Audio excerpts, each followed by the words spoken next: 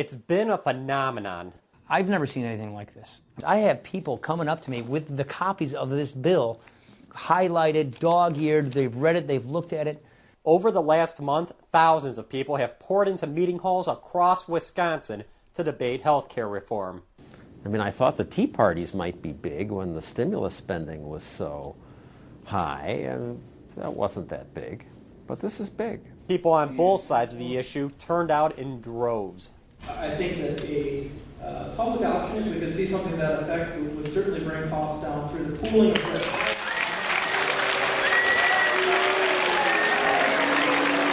The crowds are running about 9-1 against this bill.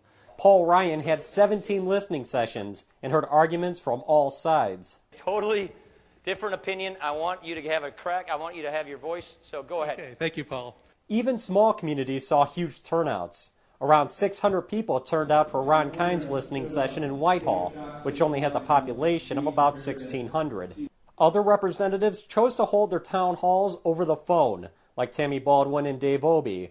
Obey had 14,000 people on one call. There were also forums held by third-party groups.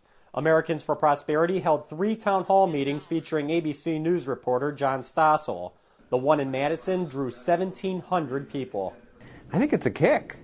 Certainly somebody ought to be talking about this stuff because Obama is right when he says the current system is unsustainable. Some of these events were dismissed by public officials.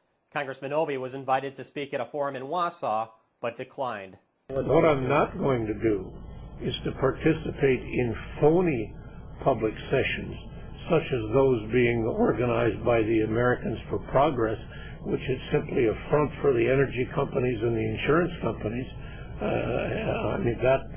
I'm not going to wind up participating in anything that is nothing but a shill for the insurance industry. Organizing for America, which had played a key role in President Obama's election campaign, is now focusing on rallying support for the health care plan. About 700 people attended a rally in Milwaukee. Supporters of reform have continued to outnumber those who want to continue the status quo. That's how we got it done in November, and that's how we're going to get it done in 2009.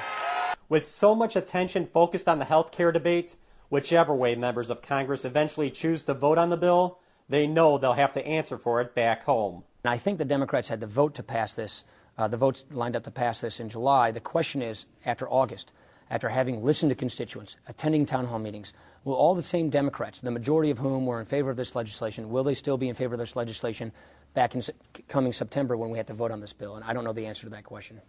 For the MacIver Institute, I'm Bill Osmolsky.